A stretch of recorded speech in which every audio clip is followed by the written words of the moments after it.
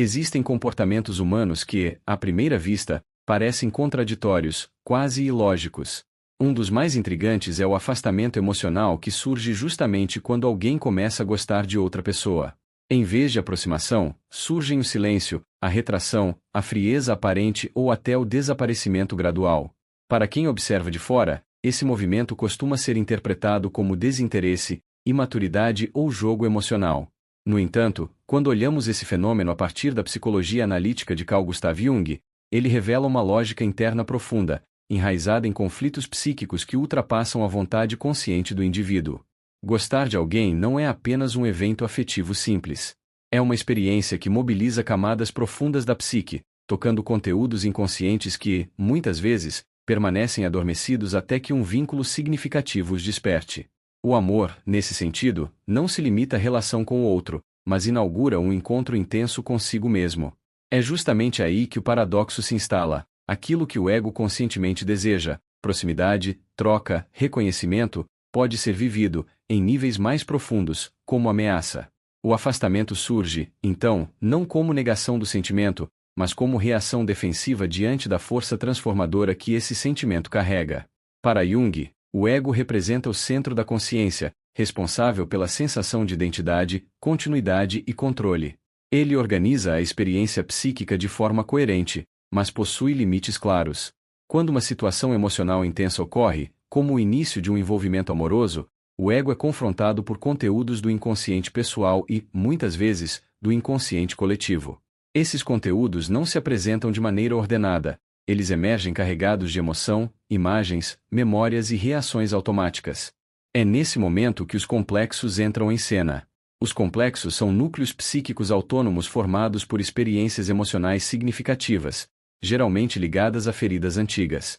Complexos de abandono, rejeição, inadequação ou humilhação podem permanecer relativamente silenciosos durante longos períodos, até serem constelados por uma situação que ressoe com sua carga emocional original.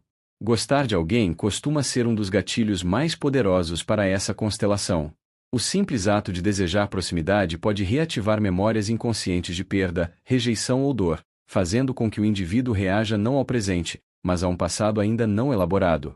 Quando um complexo é ativado, a liberdade de escolha diminui drasticamente. A pessoa sente que está decidindo se afastar, mas, na verdade, está sendo conduzida por forças psíquicas que escapam ao controle consciente. O afastamento funciona como uma tentativa de restaurar o equilíbrio interno, protegendo o ego da inundação emocional provocada pelo inconsciente.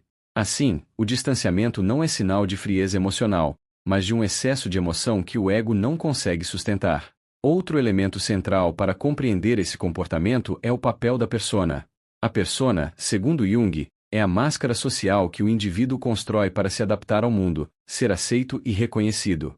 Ela organiza a forma como a pessoa se apresenta, segura, independente, racional, forte, controlada. O envolvimento emocional profundo ameaça essa estrutura, pois exige espontaneidade, vulnerabilidade e exposição de aspectos que a persona cuidadosamente esconde. Gostar de alguém implica o risco de ser visto para além da máscara, e esse risco pode ser vivido como insuportável. O medo que surge nesse contexto não é apenas o medo de ser rejeitado pelo outro, mas o medo de entrar em contato com partes internas que foram negadas ou reprimidas. Ao permitir a aproximação, o indivíduo se aproxima também de sua própria fragilidade, de suas necessidades afetivas e de sua dependência emocional. Para egos rigidamente estruturados, essa experiência pode ser vivida como perda de identidade, como se amar significasse dissolver-se ou perder o controle sobre si mesmo. O afastamento, então, surge como tentativa desesperada de preservar a integridade do ego. Além disso, o amor ativa conteúdos arquetípicos ligados à transformação. Nos mitos e símbolos que Jung estudou, o encontro amoroso frequentemente aparece associado a processos de morte e renascimento psíquico. Amar exige atravessar um limiar interno, abandonar antigas defesas e permitir que algo novo emerja. Para muitos, essa travessia é vivida como ameaça, não como possibilidade. O afastamento funciona, simbolicamente, como a recusa dessa transformação, uma tentativa de manter o conhecido, mesmo que ele seja solitário ou empobrecido emocionalmente. Dessa forma, o paradoxo do afastamento emocional deixa de ser um comportamento contraditório e passa a ser compreendido como expressão de um conflito interno legítimo. O indivíduo não se afasta porque não sente, mas porque sente demais para a estrutura psíquica que possui naquele momento. O amor revela o quanto o ego está preparado, ou não, para integrar o inconsciente.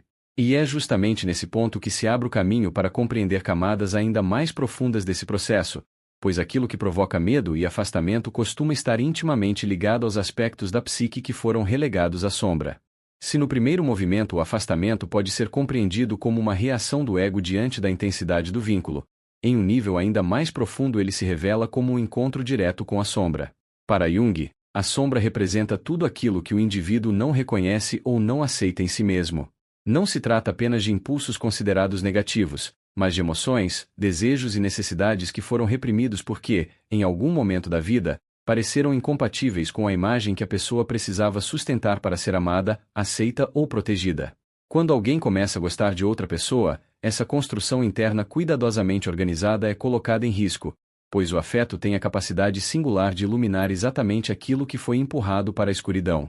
Muitas pessoas aprenderam muito cedo que demonstrar necessidade emocional era perigoso. Foram ensinadas, direta ou indiretamente, que depender, sentir demais ou desejar proximidade era sinal de fraqueza. Assim, sentimentos como carência, medo de abandono, desejo intenso de fusão ou necessidade de cuidado foram sendo rejeitados e relegados à sombra. O problema é que aquilo que é negado não desaparece, apenas passa a operar de forma inconsciente. Quando o afeto surge, esses conteúdos sombrios são ativados com força, trazendo à tona emoções que o indivíduo jurou nunca mais sentir. Gostar de alguém, nesse contexto, não desperta apenas alegria ou expectativa, mas também vergonha, ansiedade e um profundo desconforto interno. A pessoa se percebe desejando, esperando, imaginando, e isso entra em choque com a imagem que construiu de si mesma como alguém autossuficiente, racional ou emocionalmente controlada. Esse conflito gera uma tensão psíquica difícil de sustentar. O afastamento surge, então, como uma tentativa de silenciar a sombra, de empurrar novamente para o inconsciente aquilo que começou a emergir com intensidade. A sombra, porém, não se manifesta apenas como emoção crua. Ela frequentemente aparece projetada no outro. Jung descreveu a projeção como um mecanismo pelo qual conteúdos inconscientes são percebidos como se pertencessem ao exterior. No início de um envolvimento amoroso, é comum que o outro seja idealizado, carregando qualidades, significados e promessas que, na verdade, pertencem ao mundo interno de quem projeta. Essa idealização torna o vínculo intensamente atraente, quase magnético, mas também profundamente ameaçador. Quanto maior a projeção, maior o risco de desilusão e maior o medo inconsciente de perder algo que nunca esteve realmente fora. Em determinado momento, o ego começa a perceber a intensidade dessa dinâmica. Algo parece grande demais, profundo demais, fora de controle. A aproximação deixa de ser apenas prazerosa e passa a ser vivida como vertigem. É nesse ponto que muitas pessoas se afastam abruptamente, como se precisassem romper o espelho que começou a refletir aspectos desconhecidos de si mesmas. O afastamento funciona como uma defesa contra a própria profundidade emocional, não contra o outro em si. Outro elemento central nesse processo é a autossabotagem. Quando a sombra está fortemente ativada, o indivíduo pode agir de maneira contraditória aos próprios desejos conscientes. Ele quer proximidade, mas cria distância, deseja contato, mas se cala, sente falta, mas se afasta. Essa contradição gera sofrimento tanto para quem se afasta quanto para quem é afastado, mas, do ponto de vista psíquico, ela cumpre uma função: impede que o ego seja confrontado com conteúdos que ainda não consegue integrar. A dor do afastamento parece mais tolerável do que a dor de reconhecer a própria vulnerabilidade. A vergonha desempenha um papel silencioso e poderoso nesse cenário. Vergonha de sentir demais, de precisar, de se importar. Vergonha de perceber que o outro tem o poder de afetar o próprio estado emocional. Para muitos, admitir esse impacto equivale a perder valor ou dignidade. Assim, o afastamento surge como tentativa de recuperar uma sensação de superioridade ou controle, mesmo que isso custe a possibilidade de um vínculo verdadeiro. Jung enfatizava que a sombra não integrada tende a governar a vida de forma inconsciente.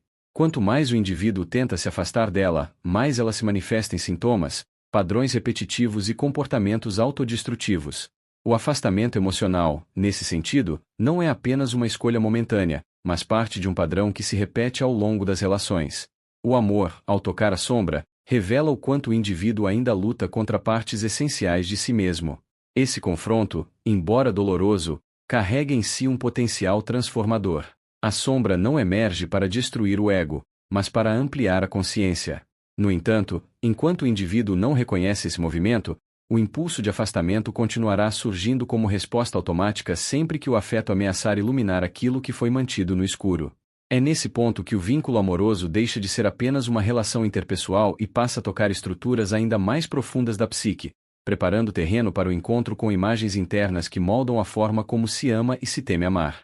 À medida que o vínculo afetivo se aprofunda, o movimento psíquico iniciado pelo encontro com a sombra começa a tocar estruturas ainda mais arcaicas e poderosas da personalidade. É nesse ponto que entram em cena as imagens da anima e do animus, conceitos centrais da psicologia analítica de Jung. Esses arquétipos representam, respectivamente, o princípio feminino na psique do homem e o princípio masculino na psique da mulher, mas vão muito além de uma leitura literal de gênero. Eles funcionam como mediadores entre o ego e o inconsciente, como pontes simbólicas que permitem o acesso às camadas mais profundas da vida psíquica. Por isso, nenhum outro campo da experiência humana ativa tanto essas imagens quanto o amor. Quando alguém se apaixona, não se relaciona apenas com a pessoa concreta que está à sua frente. Relaciona-se, em grande parte, com a imagem interna que foi constelada a partir do inconsciente. A anima ou o animus projetam-se sobre o outro, revestindo de significados que não pertencem apenas à realidade objetiva. O outro passa a carregar expectativas, promessas de completude, salvação, acolhimento ou redenção. Esse fenômeno explica por que o início de uma relação pode ser vivido como algo mágico, intenso e transformador, mas também porque essa intensidade pode se tornar assustadora. O encontro amoroso, sob essa perspectiva, é sempre um encontro consigo mesmo. Ao se aproximar do outro, o indivíduo se aproxima de partes internas que estavam adormecidas ou não integradas. Sensibilidade, intuição, agressividade, firmeza, entrega ou autonomia emergem com força, muitas vezes de forma desorganizada. Para o ego, que se construiu a partir de adaptações defensivas, essa irrupção pode ser vivida como perda de estabilidade. O afastamento surge, então, como tentativa de interromper esse diálogo interno que se tornou intenso demais. As experiências afetivas anteriores desempenham um papel decisivo nesse processo. As imagens da anima e do animus não se formam apenas a partir de arquétipos universais, mas também das vivências concretas com figuras significativas ao longo da vida.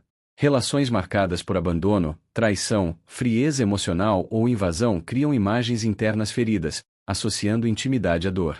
Quando um novo vínculo desperta essas imagens, o inconsciente reage como se estivesse diante da repetição de uma ameaça antiga, mesmo que a realidade atual seja diferente. Nesses casos, o afastamento não é apenas uma defesa contra o presente, mas contra o passado que insiste em se repetir. O corpo reage, a ansiedade aumenta, o impulso de fugir se intensifica. O indivíduo pode não compreender racionalmente o motivo do distanciamento, mas sente que permanecer próximo é perigoso. Jung descreveu esse fenômeno como a autonomia das imagens inconscientes. Elas não pedem permissão ao ego para se manifestar, simplesmente emergem quando encontram condições favoráveis. Há também um aspecto simbólico profundo nesse movimento. A anima e o animus estão ligados ao processo de transformação psíquica. Nos mitos, o encontro com essas figuras frequentemente conduz o herói a atravessar provações, abandonar antigas certezas e renascer de forma ampliada. No plano psicológico, a intimidade emocional exige algo semelhante. Amar implica permitir que estruturas antigas do ego sejam questionadas, flexibilizadas ou até dissolvidas. Para muitos, essa exigência é vivida como uma ameaça à própria sobrevivência psíquica. O afastamento, nesse contexto, representa a recusa da travessia. É como se o indivíduo se aproximasse de um limiar interno e, tomado pelo medo, recuasse. A relação passa a ser sentida como grande demais, intensa demais, profunda demais. Surge o impulso de retornar ao conhecido, mesmo que o conhecido seja solitário ou emocionalmente empobrecido. O silêncio, a evasão e a frieza tornam-se formas de restaurar uma sensação ilusória de controle. Esse movimento costuma gerar confusão e sofrimento, tanto internamente quanto na relação. A pessoa se sente dividida entre o desejo de proximidade e a necessidade de autoproteção. Quer avançar, mas algo dentro a puxa para trás. Jung compreendia essa tensão como sinal de um conflito não resolvido entre o ego e o inconsciente. Enquanto o ego insiste em manter suas defesas intactas, o inconsciente pressiona por transformação. O paradoxo é que quanto mais o indivíduo foge desse confronto, mais ele se repete. As mesmas dinâmicas surgem em diferentes relações, com pessoas diferentes, mas com o mesmo desfecho: aproximação intensa seguida de afastamento. O padrão não está no outro, mas na relação que o indivíduo estabelece com suas próprias imagens internas. O amor, nesse sentido, deixa de ser apenas uma experiência relacional e revela-se como um campo privilegiado de desenvolvimento psíquico. Esse embate prepara o terreno para uma questão ainda mais profunda: o sentido desse conflito dentro do processo de individuação. O afastamento, longe de ser apenas um obstáculo, pode ser compreendido como um sinal de que algo essencial está tentando emergir. Para compreender esse movimento não como falha, mas como chamado, é necessário ampliar ainda mais o olhar e considerar o amor como parte do caminho de amadurecimento da consciência. Quando o afastamento emocional é observado apenas na superfície, ele tende a ser interpretado como falha de caráter, medo irracional ou incapacidade de amar. No entanto, sob a perspectiva da psicologia analítica, esse comportamento adquire um significado muito mais profundo. Para Jung, aquilo que se manifesta como sintoma não é um erro da psique, mas uma tentativa de autorregulação. O afastamento, nesse sentido, não surge para destruir o vínculo, mas para sinalizar que o ego foi levado a um limite que ainda não consegue sustentar conscientemente. Ele é, antes de tudo, uma mensagem. Jung afirmava que aquilo que não é trazido à consciência retorna como destino. Quando o indivíduo se afasta repetidamente de relações que despertam sentimentos genuínos, esse padrão não é fruto do acaso, mas da repetição inconsciente de um conflito interno não elaborado. O amor toca exatamente os pontos em que o ego permanece frágil, rígido ou defensivo. Ao invés de lidar com esse confronto, o indivíduo recua, acreditando estar evitando a dor, quando na verdade está adiando um processo necessário de amadurecimento psíquico. O processo de individuação, conceito central na obra de Jung, refere-se ao caminho pelo qual a pessoa se torna quem realmente é, integrando conteúdos inconscientes à consciência. Esse processo não acontece em isolamento, nem de forma confortável. Ele exige confronto, tensão e transformação. O vínculo amoroso é um dos campos mais poderosos para esse processo, justamente porque mobiliza afetos profundos, ativa a sombra, constela a anima ou o animus e desafia as defesas do ego. Quando alguém se afasta ao gostar de outra pessoa, está, muitas vezes, interrompendo um movimento de individuação que começou a se desenhar. Reconhecer o afastamento como padrão é um passo decisivo. Enquanto o indivíduo atribui suas reações exclusivamente ao comportamento do outro ou às circunstâncias externas, permanece preso à repetição. A mudança começa quando surge a pergunta interna: por que sempre que me aproximo de alguém que importa, sinto vontade de fugir? Essa pergunta desloca o foco da relação para a própria psique, abrindo espaço para a reflexão e para o diálogo com o inconsciente. A integração da sombra torna-se, então, inevitável. Integrar a sombra não significa eliminar o medo, a insegurança ou a vulnerabilidade, mas reconhecê-los como partes legítimas da experiência humana. Significa aceitar que amar implica depender, arriscar-se, perder o controle e, eventualmente, sofrer. Enquanto esses aspectos forem rejeitados, continuarão se manifestando de forma distorcida, governando o comportamento a partir do inconsciente. O afastamento perde sua força compulsiva quando o indivíduo deixa de lutar contra essas partes e passa a escutá-las. Esse processo exige coragem psíquica. O ego precisa abandonar a ilusão de autossuficiência e aceitar sua limitação. Precisa reconhecer que a identidade construída ao longo da vida, embora funcional, não esgota a totalidade do ser. Jung enfatizava que o verdadeiro crescimento não ocorre pela identificação com a persona, mas pela ampliação da consciência. Amar alguém, nesse sentido, torna-se uma oportunidade de ampliar quem se é, e não uma ameaça à identidade. À medida que a sombra é integrada e as projeções são retiradas, a relação com o outro também se transforma. O outro deixa de carregar expectativas irreais e passa a ser visto como um ser humano separado, com suas próprias limitações e complexidades. Essa mudança reduz a intensidade avassaladora do vínculo, tornando-o mais real e mais sustentável.